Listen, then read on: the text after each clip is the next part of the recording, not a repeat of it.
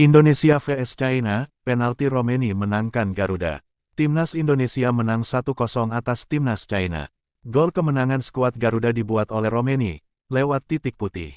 Pada pertandingan ke-8, putaran ketiga kualifikasi Piala Dunia 2026 Zona Asia, di Stadion Utama Gelora Bung Karno, Kamis tanggal 5 Juni tahun 2025, Romeni membuat golnya di penghujung babak pertama.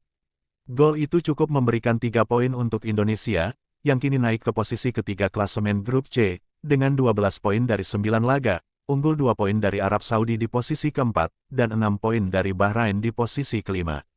Indonesia pun menjaga peluang lolos ke putaran keempat, yang bisa ditentukan dari hasil laga Bahrain vs Arab Saudi beberapa saat lagi. Bertanding di Stadion Utama Gelora Bung Karno, Kamis tanggal 5 Juni tahun 2025, Indonesia sudah mendapat peluang pada menit kedua. Ricky Kambuaya mendapat ruang di luar kotak penalti, namun tembakannya masih melebar di sisi kanan gawang China. Tim tamu balas mengancam di menit kelima. Wang Yudong berhasil mendapat ruang tembak di sisi kiri kotak penalti, namun kurang tenang dan hanya menghasilkan eksekusi yang jauh dari sasaran. Setelahnya Indonesia bermain lebih sabar membangun serangan.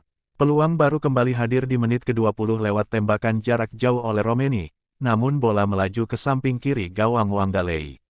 China juga mendapat peluang lewat sepak pojok di menit ke-22, namun tandukan Han Pengfei melambung di atas gawang Indonesia yang dijaga Emil Audero.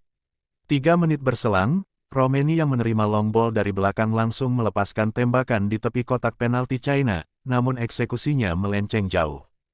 Sebuah kerjasama Egy Maulana Fikri dan Romeni menghasilkan peluang emas untuk Indonesia di menit ke-29, namun tembakan jarak dekat Romeni berhasil diamankan Wang Dalei.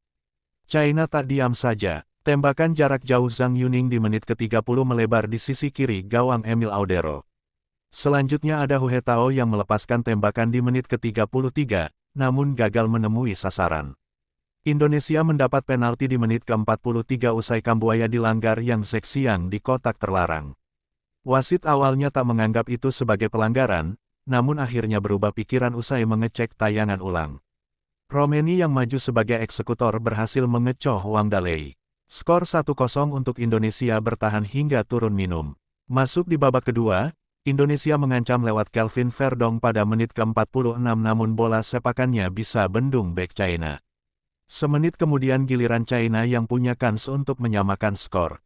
Bola sapuan pemain Indonesia dari situasi corner jatuh di kaki Wang Yudong, yang langsung menembak ke pojok kanan bawah dan bisa diamankan Emil Audero.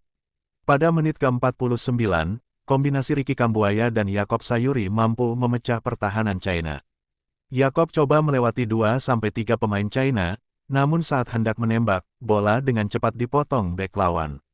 Egy coba membuat peluang dari luar kotak penalti lewat sepakan keras pada menit ke-60, namun masih melayang. Di babak kedua, Indonesia memang lebih banyak ditekan China sehingga kesulitan mengembangkan permainan. Indonesia hampir menggandakan keunggulan pada menit ke-78, ketika Beckham Putra menusuk dari sisi kiri dan melewati 2 pemain sebelum memberikan bola kepada Kevin Dix di sisi kanan kotak penalti. Dix melepaskan sepakan yang masih bisa ditepis Wang Dalei.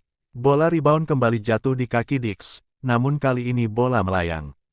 Hingga laga berakhir skor 1-0 untuk kemenangan Indonesia bertahan.